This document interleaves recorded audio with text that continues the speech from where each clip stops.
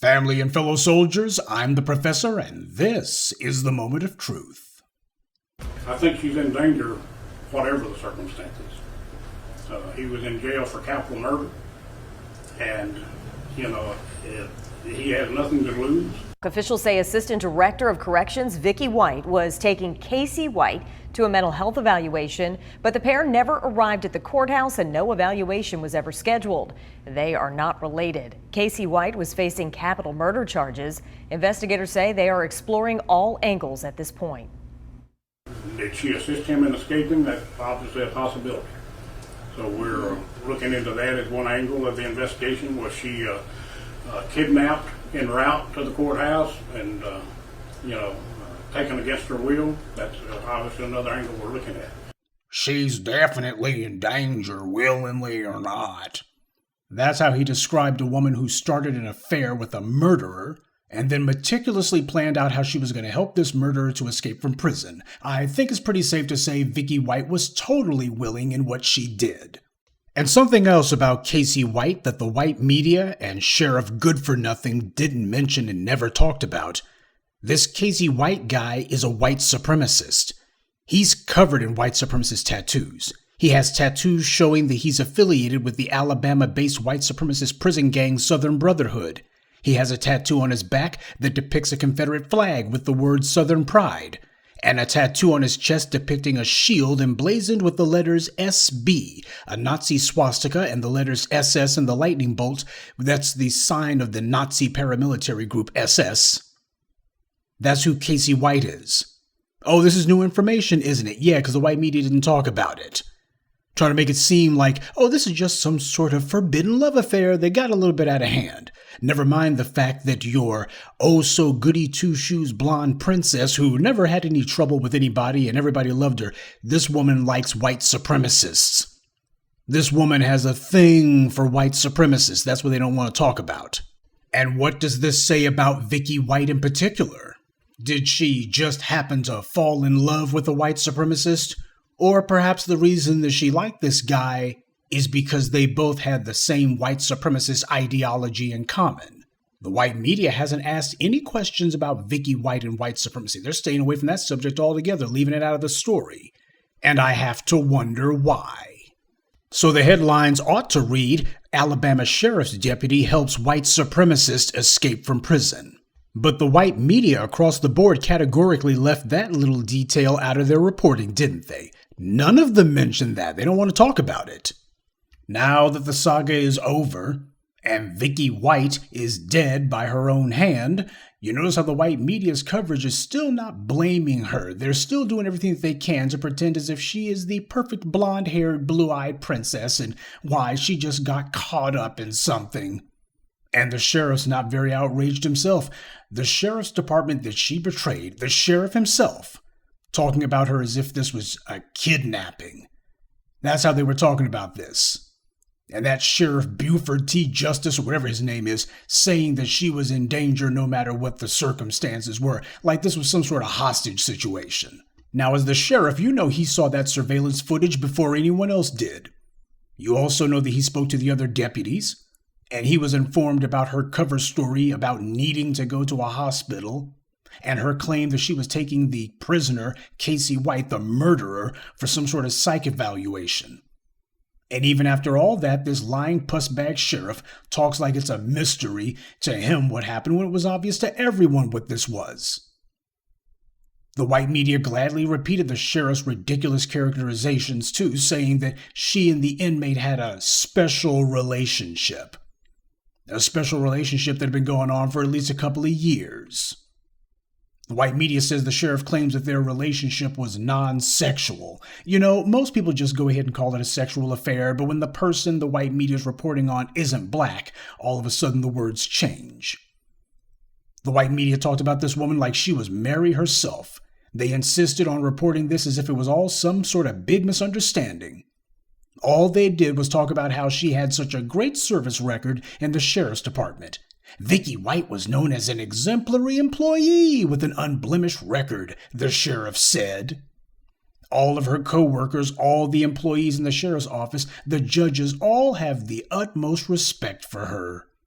Or so the sheriff said.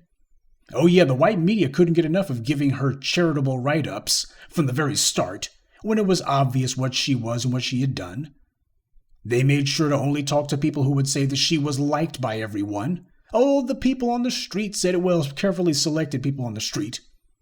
And they didn't cast any aspersions on the people for saying that either. Normally, if this was a black person, the white media would be giving commentary about how so-and-so had everyone fooled, and how these people didn't know the real Vicki White at all. If Vicki White had been black, that's what they would have been saying. They would have been treating her as some sort of master criminal who had everyone fooled, and she wasn't innocent at all. You didn't know the real Vicki White. Yeah, if Vicki White had been black. This is a woman who helped a man who she knew to be a murderer among his other crimes that he committed to escape from prison.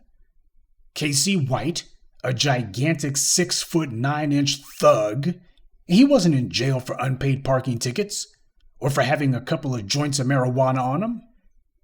Back in December 2015, Casey White broke into his ex-girlfriend's home. He killed her dog. He held her and 2 other people hostage. He fired shots as he escaped from the scene of that crime, and while he was on the run, he stole a car. Then he tried to hijack a trucker at gunpoint, and he shot another woman whose car he also tried to steal in Tennessee. Now, he was eventually caught and sentenced to 75 years in prison. And while there, that's when he confessed to the murder of a woman named Connie Ridgway, and he was charged with that in 2020. By the way, Casey White, who Vicki White was not having a sexual affair with, he faces 2 capital murder charges, one for an act of murder during a burglary and another based on murder for hire. This is who Vicki White spent the last 2 years of her life having a sexual affair, special relationship with. Oh yeah, real special. Friends with benefits special. And considering how much you got these wonderful inbreds in the country, they just love their dogs. They lost their minds over Michael Vick. You would think that Casey White killing a dog would be enough for them to say put him under the jail, but they're not so sure. Vicki White didn't care about this Casey White's criminals' victims. The people that he terrorized, the people he shot, the people he murdered. The white media certainly didn't care about them either, and neither did Sheriff Cletus. And by the way, don't buy his line of crap that she was some sort of saint and everyone loved her. That's all lies and spin from the sheriff. He's just trying to cover his own hairy inbred behind. He's trying to call himself sticking up for the badge. That's what he's doing. So he's going to do what they always do. He's going to tell the lies and lie big, and the white media will repeat it. They won't question any of it. That's all this is. Because when the white media talked to some of Vicki White's co-workers, they told a very different story. But there are some people who knew Vicki who are not as surprised. Right now, we're going to meet up with one man who worked with Vicki at the jail. Nobody is surprised. Nobody from there that has worked with her in the past is surprised. Vicki was Tyson Johnson's boss for 7 years at the jail before he says he was wrongfully terminated. He says she is smart and calculated and has a dark side.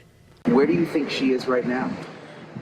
That's a good question. That is a very good question. Honestly, I don't think she'll be found. She is calculated enough that she has thought this entire thing out. She definitely outsmarted the sheriff. She outsmarted the administrator of the jail. And also, Vicki used the tanning bed a lot and laid out in the sun. And Vicki may have been 57 years old, but she looked 75. The photos that they're releasing of her, there's a filter, they're all bright on the face because it's not showing the true her. A lot of people, former employees that have called me, it's like, if Vicki dyed her hair gray and put on some old lady clothes and glasses, she could walk right by you and you would never know it. Gee, so it seems not everyone liked Vicki White. And it seems that there were a number of people who had problems with her. See, this is the Vicki White that the white media is not telling you about. Because, as with the missing white woman of the week, where everybody knows that trope, this is all about maintaining appearances. That's the most important thing here. They got their narrative and they're sticking to it. It's just the white media doing their usual routine of whitewashing the thugs with badges and placing a halo on the police. No matter what, But when you talk to Vicki White's co-workers, you get a totally different picture, one that's consistent with her actual behavior and not just white media's spin. I guess that's also why the white media hasn't been too eager to talk to the family of the woman that Casey White murdered, or the people who he terrorized when he went on his crime spree 7 years ago. You notice how you don't see interviews with any of Casey White's victims plastered wall to wall? They're not doing interviews with them so that they can tell the public how dangerous he is. Instead, they're not really focusing on Casey White at all. They're focusing on how innocent and pure Vicki White allegedly was. Because they have an overarching narrative of moral innocence whenever they talk about a white suspect. That's the narrative. That's the white media template. Moral innocence. Just like with the Las Vegas mass killer, the white media slants to focus on the job, their hopes and dreams, how everyone liked them and they had never been in any trouble at all, well, before the killing part. See, for them, that's the frame, that's the slant. Why, they just got up one morning and for no reason whatsoever they decided to commit a crime. It's so out of the ordinary, it's a bizarre, it's a fluke, nobody can explain it because there was no reason for it. Well, I, for one, I'm still convinced that these two were blood relatives. This is Alabama we're talking about here, and down there they just find close genetic kin to be irresistible. I'm not hating, just stating.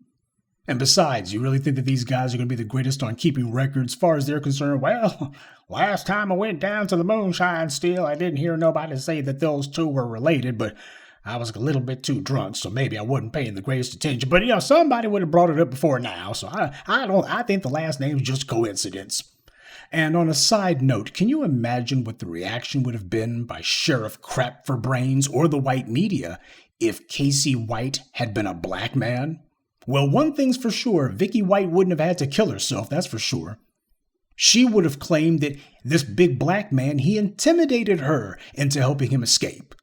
And that he kidnapped her, even though she opened the door for him, and lied for him, and sold her home so she could have money on hand to help them both escape.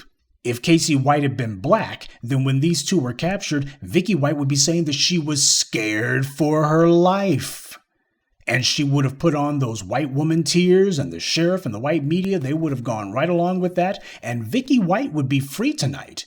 And Casey White would most likely be the one dead, killed in a hail of bullets. That is, assuming Vicki White didn't just shoot him herself. But as it stands, Vicki White's going to the morgue, and Casey White is going back to the hoosgow so he can go find some other middle-aged to elderly divorcee who has a thing for white supremacist convicts. And as for Sheriff Billy Bob, well, don't expect there to be any consequences for him. He'll basically be claiming that she was such a great deputy and all the rest of that garbage. That's just the way him covering his own behind. But guess what? They'll play along with it. Nobody will question it. As we all know, white supremacists are completely and thoroughly susceptible to their own line of BS, even though they know it's fake. The only thing the white supremacists love more than a good lie is a bad one. Hell, as crooked as the cops are, before it's all over, I wouldn't be surprised at all if Vicki White is posthumously awarded Law Enforcement Officer of the Year.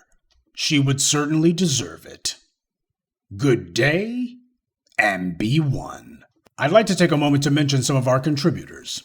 Cloudwalker Z, Rose Arnold, Mouse, Wesley Monroe, and Ginger Vine.